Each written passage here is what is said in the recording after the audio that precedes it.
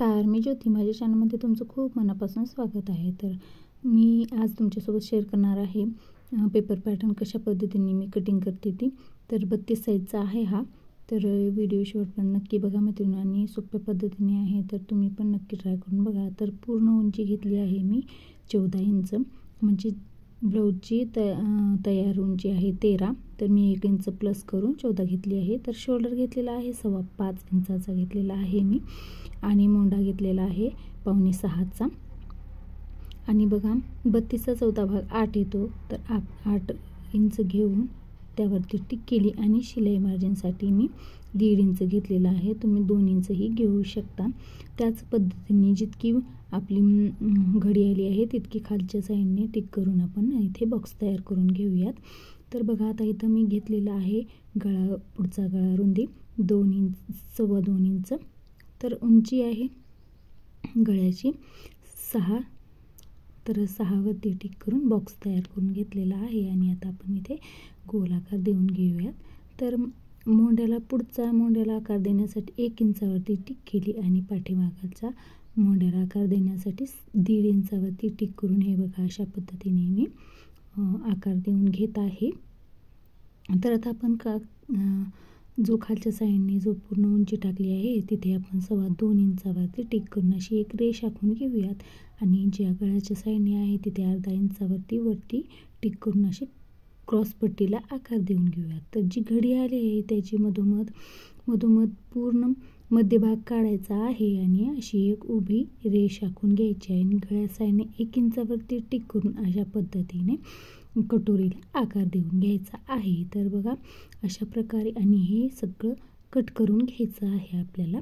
तर ज्यांना कटोरीचा आकार देता येत नाही तर तुम्ही व्हिडिओमध्ये पाहू शकता, अशा प्रकारे तुम्ही कटोरीचा आकार देऊन काढू शकता. तर सुरुवातीला मी पाठीमागाचा भाग कट करून घेतलेला आहे, आणि आता बघा पाठीमागाचा भाग साईडला ठेवूयात. आणि आता हे आधी क्रॉसपट्टी कट करून घेऊयात, मग गळा कट करून घेऊयात, आणि कटोरी पण कट करून घेऊयात. तर पुढच्या भागाचा जो आपण 1 इंचावरती टिक करून घेतली आहे तो पण कट करून घेऊयात. त्या आठवणीने कट करून घ्यायचा आहे, नाहीतरी मग आपल्याला शोल्डर मोंढ्यामध्ये खूप कपड्याला घोळ येतो, चुन्या पडतात कपड्याला. त्यासाठी कट करून घ्यायचा आठवणीने. तर बघा आधी सुरुवातीला आपण काय करूयात, पाठीमागाचा गळा काढून घेऊयात, आणि मग नंतर जी कटोरी निघाली आहे छोटी आणि क्रॉसपट्टी ते पण दुसऱ्या पेपरवरती वाढून घ्यायचं आहे आपल्याला. तर हे बघा मी ब्लाऊज मापाचा घेतला आहे, मधोमध फोल्ड केला आहे पाठीमागाचा भाग, आणि 1/2 इंचाने खालती सोडून अशा प्रकारे मी गळ्याची टिक करून घेतलेला आहे, आणि अशा प्रकारे गळा कट करून घेतलेला आहे. बघा अशा प्रकारे एकदम सोपी पद्धत आहे मैत्रिणी, नक्की तुम्ही पण ट्राय करून बघा. तर बघा हे साईडला ठेवूयात. आणि आता अगोदर आपण काय करूयात, जी क्रॉसपट्टी निघाली होती त्याला आपल्याला 1/2 इंचाने खालती वाढवायचं आहे. तर ती आता 1/2 इंच मी खालती घेतलेला आहे, आणि त्यावरती आपल्याला जी क्रॉसपट्टी निघाली आहे ती ठेवून जशास तशी आखून घ्यायची आहे आणि कट करून घ्यायची आहे. एकदम सोप्या पद्धतीने आहे मैत्रिणींनो, तुम्ही पण नक्की ट्राय करा, आणि तुमच्या स्वतःचा ब्लाऊज स्वतः शिवायला शिका. कोणतंही अवघड नसतं, एकदम सोपं असतं. तर हे बघा आता दुसऱ्या पेपरवरती आपण कटोरी जी छोटी निघाली आहे ती आपण वाढवून घेऊयात. तर जशी आहे तशी ठेवायची आहे, आणि आखून घ्यायचं आहे पेननी जी कटोरी निघाली आहे छोटी ती, आणि ती वाढवून मग आपल्याला ही छोटी आहे तिचं काही काम नसतं, ती टाकून द्यायची, आणि जी मोठी निघाली आहे तीच आपल्याला उपयोगाला येते. तर आता बघा त्या साईडने मी घेतलेला आहे 1.5 इंच, गळ्याच्या साईडने घेतलेला आहे मी 1.5 इंच, आणि याचा मध्य काढायचा आहे आपल्याला. असं इंचपट्टी फोल्ड केलं की मध्य होतो, आणि त्या खालच्या साईडने आपल्याला 1.5 इंच घ्यायचं आहे, आणि तिन्ही पॉईंट आपण जुळवून घेऊयात. ही खूप सोप्या पद्धतीने आहे, आणि ही छान गोलाकाराची कटोरी बसते ब्लाऊजला. तुम्हाला नक्की आवडेल, नक्की ट्राय करून बघा. तर गळ्याच्या साईडने मी अर्धा इंचानी वाढवून घेतलेला आहे आणि अशा रेष आपण आखून घेऊयात. आणि या साईडने पण शिलाई मार्जिनसाठी आपल्याला म्हणजे शिलाईसाठी लागणार आहे तो अर्धा इंचाने वाढवायचा आहे आणि असे गोल आकाराने आपण कटोरीला आकार देऊन घेऊयात. तर आपली कटोरी तयार आहे, ती कट करून घेऊयात. खूप छान बसते ही, टोक पण खूप छान येतो आणि गोल आकाराची येते ही कटोरी. तर तुम्हाला नक्की जमेल, नक्की ट्राय करून बघा तुम्ही पण.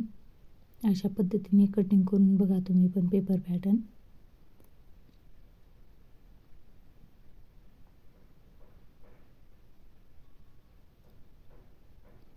तर बघा आता कटोरी झाली आहे. तर आपण आता बाही कट करून घेऊयात. तर साध्या बाहीची बाही आहे, म्हणजे अस्तरची बाही नाही आहे, ही साध्या बाहीची आहे. म्हणजे साध्या म्हणजे पुढे आपण 1 इंच जो 1.5 इंच जो वाढवतो तो आहे. तर बघा मी कशा पद्धतीने कटिंग करते ती. तर समोरील भाग जो आहे तो काय करायचा आहे, दुमडून घ्यायचा आहे 1 इंचाने आणि मग नंतर माप टाकायचं आहे. म्हणजे आपल्याला काय होईल, सोपं पडेल. जास्त म्हणजे 1 इंच 1.5 इंच असं जास्त घ्यायचं टेन्शन नाही. असं दुमडायचं 1 इंचाने आणि मग अर्धा इंच फक्त वाढवायचं आहे आपल्याला. तर माझी बाही आहे 7 इंच तयार, 7.5. तर मी फक्त अर्धा इंच वाढवून घेतलं आहे, 8 वरती टिक करून घेतले आणि मग कॅप हाईट घेतलेला आहे 3 इंच. तर बघा इथे जो कॅप हाईट घेतलेला आहे, तर बघा दंडघेर आहे 5.5 इंचाचा. तर दंडघेर अगोदर टाकून घ्यायचा आहे आपल्याला. दंडघेर टाकून घेतल्यानंतर शिलाई मार्जिनसाठी 2 इंच हे बघा इथे टिक केलं आणि जिथे आपण कॅप हाईट टाकलेला आहे तिथे 1 इंच जास्त घ्यायचं आहे दंडघेरापेक्षा, म्हणजे 6.5 इंचावरती टिक करायचं आणि शिलाई मार्जिनसाठी 2 इंच टिक करायचं आहे. आणि हे दोन्ही पॉईंट आपण जुळवून घेऊयात. ह्या पद्धतीने जर तुम्ही बाही कटिंग केलात तर तुम्हाला अजिबात कमी पडणार नाही बाही जोडते वेळेस. आता आपण हा जो फुगीर भाग आहे तो असा फुगीर भागाचा आकार देऊन घेऊयात, दोन्ही पुढचा आणि पाठीमागचा बाहीला आणि हे कट करून घेऊयात. तर तुम्ही जर या पद्धतीने जर बाही कटिंग केलात तर तुम्हाला अजिबात कमी पडणार नाही बाही जोडते वेळेस. जोड तर अजिबात लावायला लागणार नाही. तर अशा पद्धतीने टिक म्हणजे मधोमध जो आहे तो कट करून घ्यायचा आहे आणि पुढचा भागाचा पण लगेच कट करून घ्यायचा. पानाच्या आकाराचा मोंड्याचा आकार जो आहे तो पुढच्या तो पण कट करून घ्यायचा आहे. तर बघा मैत्रिणींनो, सोप्या पद्धतीने, एकदम सोप्या पद्धतीने माझी पेपर कटिंग आहे. तर नक्की तुम्हाला व्हिडिओ आवडल्यास लाईक करा, शेअर करा आणि चॅनलला सबस्क्राईब करा आणि तुम्ही पण नक्की ट्राय करून बघा अशा पद्धतीने पेपर पॅटर्न काढण्याचा. तर पुन्हा भेटूया. माझा पूर्ण व्हिडिओ बघितल्याबद्दल धन्यवाद. तर पुन्हा भेटूया दुसऱ्या आणखीन एका छानशा व्हिडिओमध्ये. तोपर्यंत सर्वांना श्री स्वामी समर्थ. असे छान छान व्हिडिओ घेऊन येण्याचा मी नक्की प्रयत्न करेन.